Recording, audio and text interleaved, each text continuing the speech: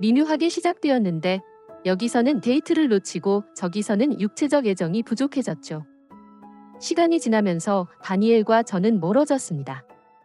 우리는 여전히 친구이자 인생의 동반자였지만 수십 년 전 우리의 사랑을 불태웠던 불꽃은 사라져 버렸습니다. 수년 동안 저는 이것이 정상이라고 스스로에게 말했죠. 사람은 나이를 먹으면 열정이 사라지죠. 하지만 마음속 깊은 곳에서는 공허함이 느껴졌어요. 다니엘이 저를 바라보던 눈빛과 그의 손길이 제 심장을 뛰게 만들던 모습이 그리웠어요. 이제 우리는 침대를 같이 쓰지만 거의 접촉하지 않습니다. 우리의 대화는 청구서, 식료품, 날씨와 관련된 주제에 집중되었기 때문에 정작 우리가 놓치고 있는 것을 직면하지 못했습니다. 어느 날 저녁, 다니엘이 TV 앞에 붙어 앉아 있는 동안 저는 휴대폰을 훑어보며 공허함을 달래기 위해 무언가를 검색했습니다. 그러던 중 파트너 스와핑을 모색하는 커플들을 위한 온라인 포럼을 우연히 발견했습니다. 처음에는 터무니없다고 무시했죠. 하지만 글을 읽을수록 호기심이 생겼습니다. 이것이 해답이 될 수 있을까요? 안전지대를 벗어나면 우리가 잃어버렸던 것을 다시 찾을 수 있을까요? 그 생각은 저를 불안하게 만들었지만 탐구를 요청하는 무언의 질문처럼 계속 남아 있었습니다. 단조로움에서 벗어나는 것이 우리에게 새로운 활력을 불어넣을 수 있을까요? 아니면 오랜 세월 동안 투명인간처럼 느껴졌던 제가 다시 살아있다는 느낌을 받고 싶어 지푸라기라도 잡는 심정이었던 걸까요? 저는 깜빡이는 화면에 비친 다니엘의 얼굴을 흘끗 쳐다보았습니다. 그는 쇼에서 무언가를 보고 웃고 있었는데 그 웃음소리는 한때는 저를 따뜻하게 채웠지만 지금은 멀고 이질적으로 느껴졌습니다. 우리가 어떻게 이렇게 멀리 떨어져 있었을까요? 밤늦게까지 제 손을 잡고 이야기를 나누던 그 남자는 언제부터 제가 거의 알아보지 못하는 사람이 되었을까요? 저는 엄지손가락을 화면 위로 가져가서 다른 커플들의 이야기, 어떤 커플은 변화를 주장하고 어떤 커플은 비탄에 빠지지 말라고 경고하는 를 스크롤하며 지나쳤습니다. 각 게시물은 희망과 두려움이라는 두 가지 방향으로 저를 이끌었습니다. 어쩌면 이것이 우리를 구할 수 있을지도 모른다는 희망. 대신 우리를 찢어놓을지도 모른다는 두려움. 시계가 자정을 향해 흘러가자 저는 상반된 생각으로 머릿속이 소용돌이치면서 휴대폰을 닫았습니다. 집안은 텔레비전의 웅웅거리는 소리와 다니엘의 가끔씩 깔깔거리는 웃음소리 외에는 조용했습니다. 그 순간 뭔가 말을 건네고 싶었지만 말이 목구멍에 걸렸습니다. 대신 저는 옆에 있던 전등을 끄고 이불 속으로 들어가서 우리 사이의 거리를 더 넓혔습니다. 어둠 속에 누워 다니엘이 퇴근 후 꽃을 들고 저를 깜짝 놀라게 하거나 아무도 보지 않을 때 키스를 훔치던 초창기의 기억을 되살려 보았습니다. 그때는 서로에게서 손을 떼지 못했죠. 이제는 어깨를 스치는 것조차도 거의 우연처럼 느껴질 정도였죠. 만약 이 실험이 우리가 가진 것을 대체하는 것이 아니라 재발견하는 것이라면 어떨까요? 만약 이 실험이 우리의 기반의 균열을 무시하지 않고 직면하도록 강요한다면 어떨까요? 이러한 질문은 다니엘의 호흡이 느려져 잠이 든 후에도 오랫동안 제 머릿속을 맴돌았습니다. 하지만 의심도 스며들었습니다. 내가 미쳤다고 생각하면 어쩌지? 이 일로 인해 우리 사이의 틈만 더 벌어지면 어쩌지? 그래도 씨앗은 심어져 있었습니다. 몇 년 만에 처음으로 저는 우리의 이야기가 완전히 사라지기 전에 다시 쓸 수 있는 가능성이 희미하게 남아 느껴졌습니다. 이 이야기를 꺼내는 순간 모든 것이 바뀔 줄은 꿈에도 몰랐죠. 몇 주 동안 그 생각은 끊임없이 그림자처럼 저를 갉아먹었습니다. 저는 죄책감과 절망감 사이에서 갈등하며 침묵 속에서 그 생각과 씨름했습니다. 죄책감은 결혼 생활을 떠난다는 생각이 배신감처럼 느껴졌기 때문이었고, 절망감은 다니엘을 완전히 잃는다는 생각을 견딜 수 없었기 때문이었죠. 우리 사이의 거리가 너무 멀어져서 나란히 앉아 있어도 협곡을 가로질러 소리치는 것 같았어요. 마침내 어느 날 저녁 식사 자리에서 저는 용기를 내어 이야기를 꺼냈습니다. 포크를 내려놓을 때 제 손이 떨렸고 금속과 도자기가 부딪히는 소리가 예상보다 크게 울려 퍼졌습니다. 다니엘, 제가 망설이면서 속삭이듯 간신히 목소리를 높이며 만약에 우리가 뭔가 다른 걸 시도하면 어떨까요? 라고 물었습니다. 대담한 거요? 그는 혼란스러움에 이마를 찡그리며 접시에서 고개를 들었습니다. 무슨 말씀이세요? 저는 심호흡을 하며 무슨 말을 할지 마음을 가다듬었습니다. 생각해봤는데 우리가 잃어버린 것을 다시 되찾을 방법이 있을 것 같아요. 다시 살아있음을 느낄 수 있는 방법 말이죠. 그의 표정이 혼란스러움 대신 호기심으로 바뀌었습니다. 알았어요. 그가 천천히 말하며 제게 계속하라고 재촉했습니다.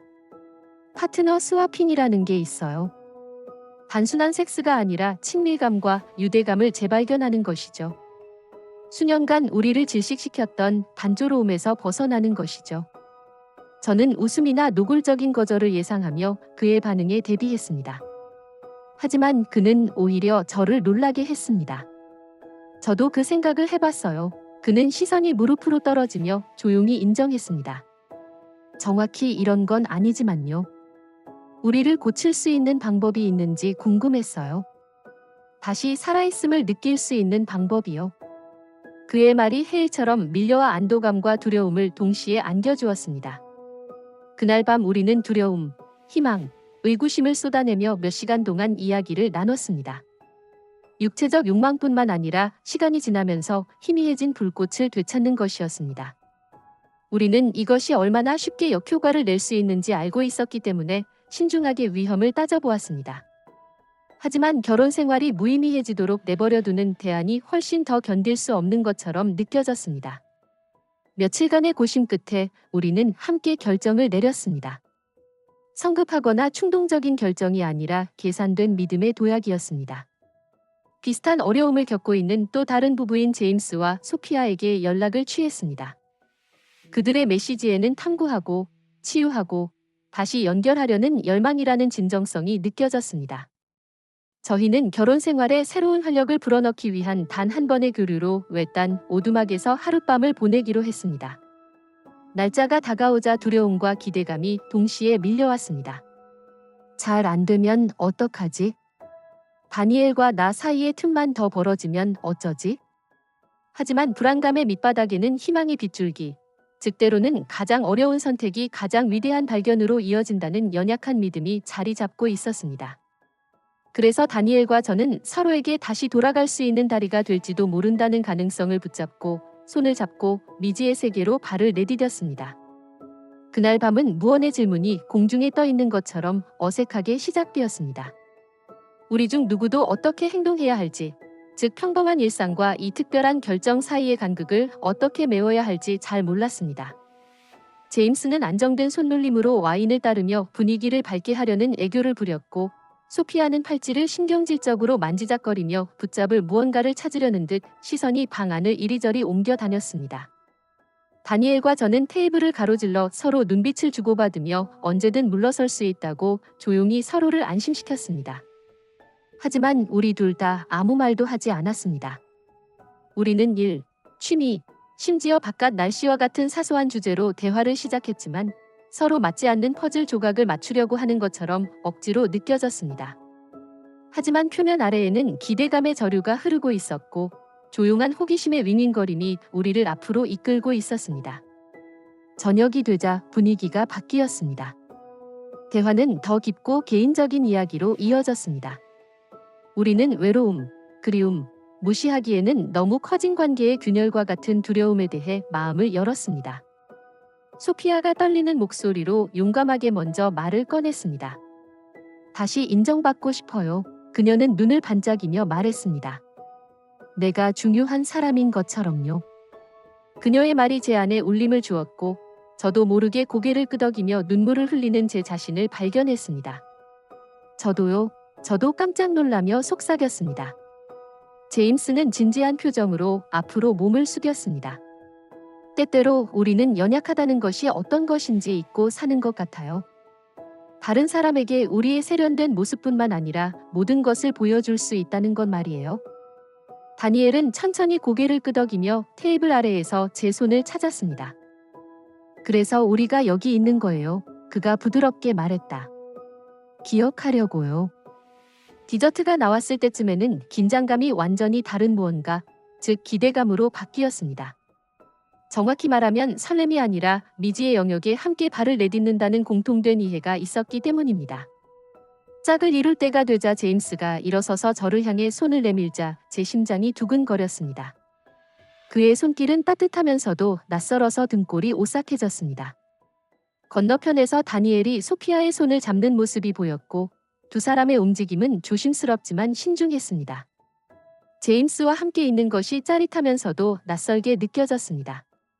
그의 키스는 주저했지만 부드러웠고 그의 손길은 낯설었지만 분명 존재감을 드러냈습니다. 처음에는 제 손가락이 제 손가락에 닿는 방식, 호흡의 리듬 등 그를 다니엘과 비교할 수밖에 없었습니다. 하지만 죄책감 대신 놀랍도록 명쾌함을 느꼈습니다. 새로운 사람이 저를 원한다는 것은 다니엘뿐만 아니라 제 자신에게서 놓치고 있던 것을 상기시켜 주었습니다. 사라졌다고 생각했던 저의 일부가 깨어난 거죠. 한편 다니엘은 나중에 저에게 소피아와의 시간이 열정보다는 정서적 치유를 위한 시간이었다고 말했습니다. 두 사람은 몇 시간 동안 대화를 나누며 좌절과 미래에 대한 희망을 공유했습니다. 소피아는 제가 얼마나 당신을 당연하게 여겼는지 깨닫게 해주었어요. 그는 나중에 감정이 북받친 목소리로 고백했습니다. 우리 둘을 위해 얼마나 더 잘해야 하는지 말이죠. 밤이 깊어지면서 두 사람은 설렘과 연약함이 뒤섞인 채 각자의 방식으로 친밀감을 탐구했습니다. 제게 있어 제임스와 함께한다는 것은 다니엘을 대신하는 것이 아니라 살아있다는 것, 원한다는 것의 의미를 재발견하고 두려움이나 수치심 없이 제 자신의 욕구에 직면하는 것이었습니다. 밤이 끝날 무렵 우리는 얼굴이 붉어지고 말하지 못한 진실로 마음이 무거워진 채 거실로 돌아왔습니다. 우리 중 누구도 다음에 무슨 일이 일어날지 몰랐지만 몇 년 만에 처음으로 저는 진정으로 희망이 보인다고 느꼈습니다. 창문을 통해 들어오는 햇살이 객실 거실의 나무바닥에 황금빛 줄무늬를 그렸습니다. 공기는 상쾌했고 이른 시간임을 암시하는 희미한 한기가 감돌았습니다. 마야는 소파 가장자리에 앉아 두 손을 무릎에 꼭깍지 낀 채 앉아 있었고 다니엘은 벽난로에 기대어 팔짱을 끼고 가슴을 감싸고 있었습니다. 두 사람 모두 피곤해 보였지만 다크서클이 눈을 가리고 있었습니다. 수년간 짊어지고 있던 무거운 짐이 마침내 풀리기 시작한 것처럼 무언의 가벼움도 느껴졌습니다. 한참 동안 두 사람은 말을 하지 않았습니다. 두 사람 사이의 침묵은 불편한 것이 아니라 아직 말하지 못한 모든 것으로 가득 찬 기대감으로 무거웠습니다. 마침내 마야가 정적을 깨고 부드러우면서도 안정된 목소리로 말했습니다. 어땠어요? 그녀는 다니엘의 얼굴 표정에서 답을 찾으려는 듯 시선을 고정하고 물었습니다. 다니엘은 한숨을 쉬며 흐트러진 머리카락을 손으로 훑어보았다. 그는 잠시 다른 곳을 바라보며 생각을 정리하다가 다시 그녀의 눈을 마주쳤습니다. 달라, 그가 인정했다. 이상해.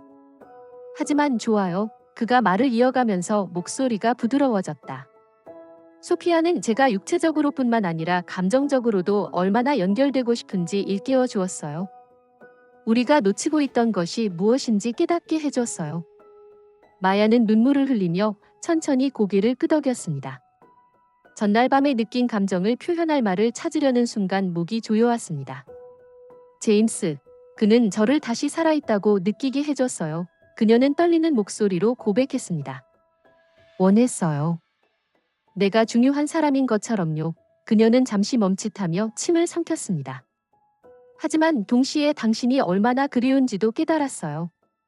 당신의 손길, 당신의 존재. 당신을 대신하는 것이 아니라 당신을 보는 것이 어떤 느낌인지 기억하는 것이었어요. 그녀의 솔직함은 날 것 그대로의 연약한 모습으로 두 사람 사이에 공중에 떠 있었습니다. 다니엘은 몸을 고추 세우고 한 걸음 더 가까이 다가가 그녀의 바로 앞에 섰습니다.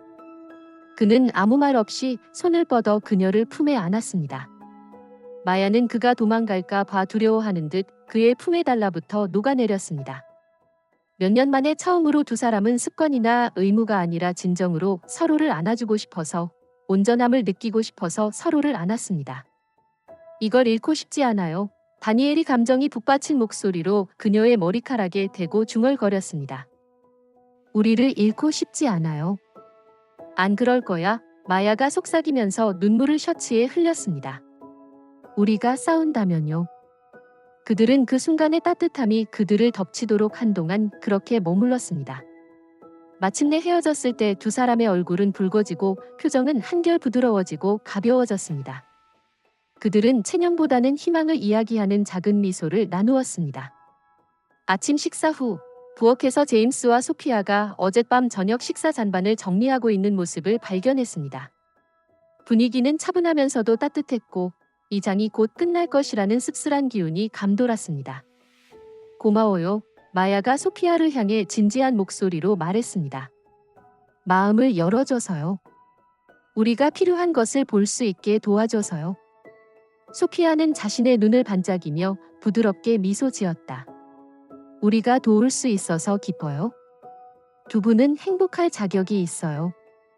다니엘은 제임스에게 손을 내밀었고 제임스는 굳게 악수를 했습니다. 고마워요. 다니엘이 말투에서 고마움이 느껴지는 듯 간단하게 말했습니다. 쉽지는 않았지만 그만한 가치가 있었어요. 제임스와 소피아가 짐을 차에 싣는 동안 마야와 다니엘은 현관에 나란히 서서 그들이 떠나는 모습을 지켜보았습니다. 타이어 밑에서 자갈이 바스락거리는 소리는 저 멀리 사라지고 나뭇잎이 바스락거리는 소리와 멀리서 지저귀는 새소리만 남았습니다. 마야는 다니엘의 손 안으로 손을 집어넣어 손가락을 꼬았다. 두 사람은 함께 수평선을 향해 고개를 돌렸고 태양이 더 높이 떠오르며 세상을 황금빛으로 물들였습니다. 몇 년 만에 처음으로 두 사람은 나란히 서 있는 것이 낯선 사람처럼 느껴지지 않았습니다. 그들은 거의 잃어버릴 뻔했던 것을 재건할 준비가 된 파트너처럼 느껴졌습니다. 그 후 몇 주 동안 마야와 다니엘은 몇 년 동안 느끼지 못했던 목적의식을 가지고 결혼 생활에 임했습니다. 파트너 교체가 마법의 해결책이 되지는 못했지만 모든 상처를 치유하거나 어려움을 없애지는 못했지만 영원히 닫혀 있다고 생각했던 문을 열었습니다.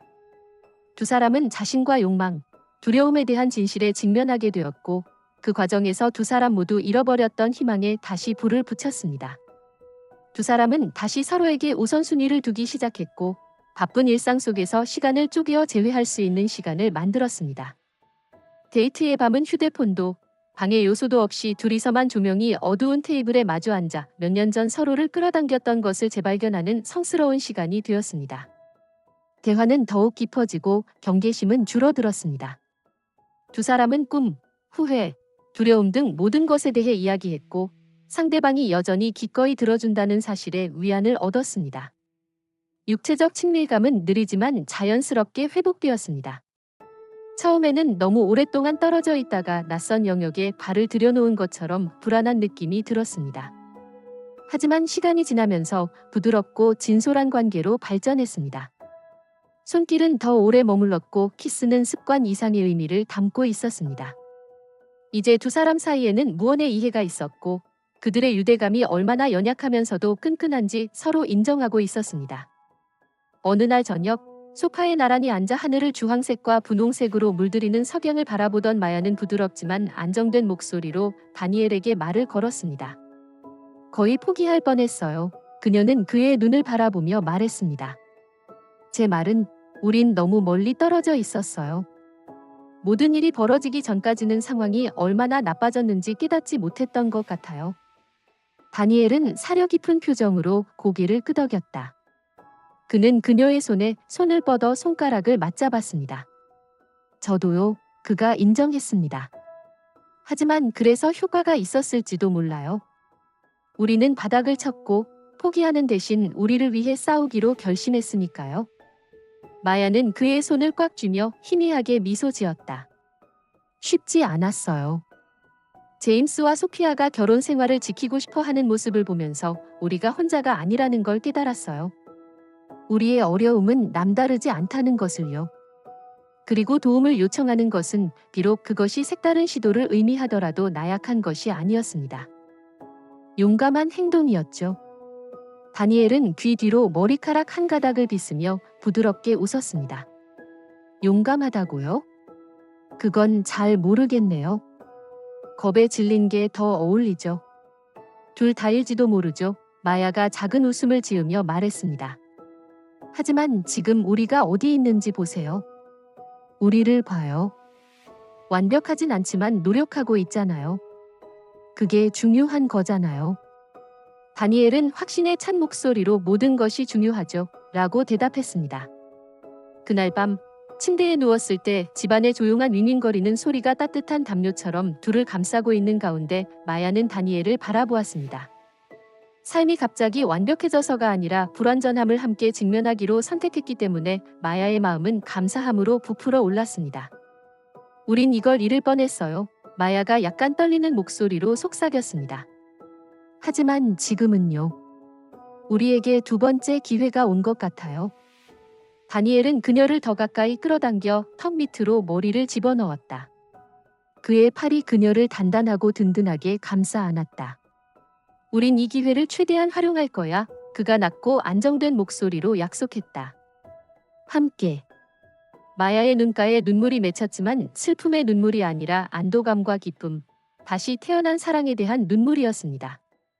몇 년 만에 처음으로 그녀는 그를 믿었습니다.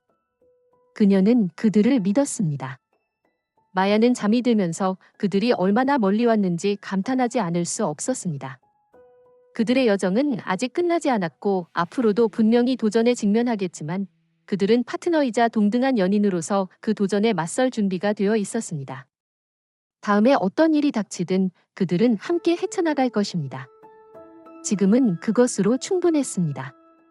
어느 조용한 저녁, 현관에 앉아 수평선 아래로 지는 해를 바라보며 저는 다니엘과 제가 겪어온 모든 일들을 떠올렸습니다. 사랑은 끝없이 복잡한 것을 아주 간단하게 표현한 단어입니다.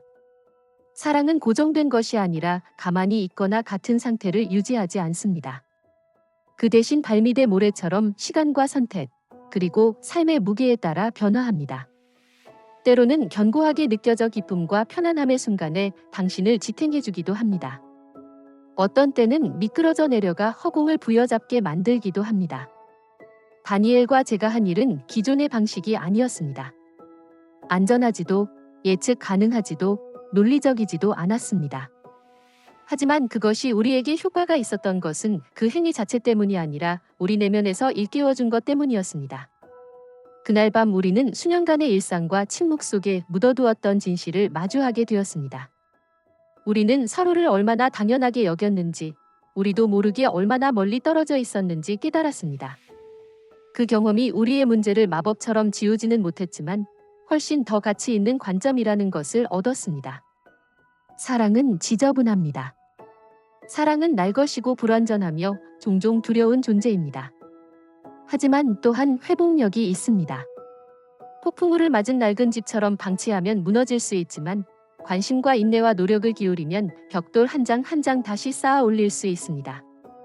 다니엘과 저에게 정직은 그 재건 과정의 기초가 되었습니다. 한때 두려움의 원천이었던 취약성은 우리의 가장 큰 강점이 되었습니다.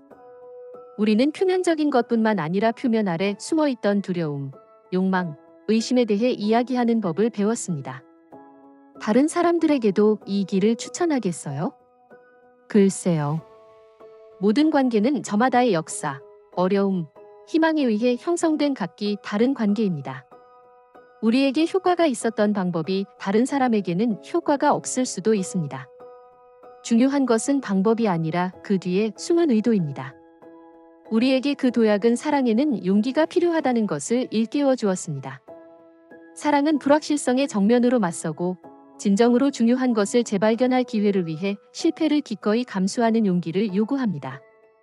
지금 돌이켜보면 그날 밤은 우리가 항복 대신 싸움을 선택한 전환점이었던 순간으로 기억됩니다. 두 사람이 아무리 멀리 떨어져 있어도 서로에게 다시 돌아오기에는 결코 늦지 않았다는 것을 깨닫게 해준 순간이었습니다. 연결은 한 번 끊어지면 영원히 잃는 것이 아니라 흔들릴 때 가꾸고 보호하며 다시 회복하는 것입니다. 가장 어려운 선택이 가장 위대한 발견으로 이어지는 경우가 많습니다. 내가 누구인지, 무엇을 소중히 여기는지, 가장 소중한 사람들을 붙잡기 위해 무엇을 기꺼이 할 수 있는지 직면하게 됩니다. 다니엘과 저는 그 경험을 통해 완벽하지는 않지만 더 강해진 모습으로 돌아왔습니다. 서로를 더 잘 인식하고 더 의도적으로 행동하며 우리가 공유하는 유대감에 더 헌신하게 되었습니다. 하늘이 어두워지고 첫 별이 나타나자 저는 다니엘뿐만 아니라 우리가 함께 걸어온 여정에 대해 깊은 감사함을 느꼈습니다. 인생은 예측할 수 없고 지저분하고 동시에 아름답습니다.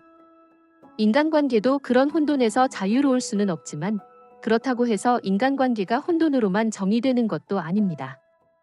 인간관계는 노력과 희생, 희망이 필요한 살아 숨쉬는 존재입니다. 그때 다니엘이 현관에 들어와 제 옆에 앉기 전에 차 한 잔을 건네주었습니다. 그는 아무 말도 하지 않고 제 손 위에 손을 얹어 따뜻하고 안정된 손길을 내밀었습니다. 그 순간에는 말이 필요 없었어요. 우리가 해야 할 말은 이미 다 했으니까요.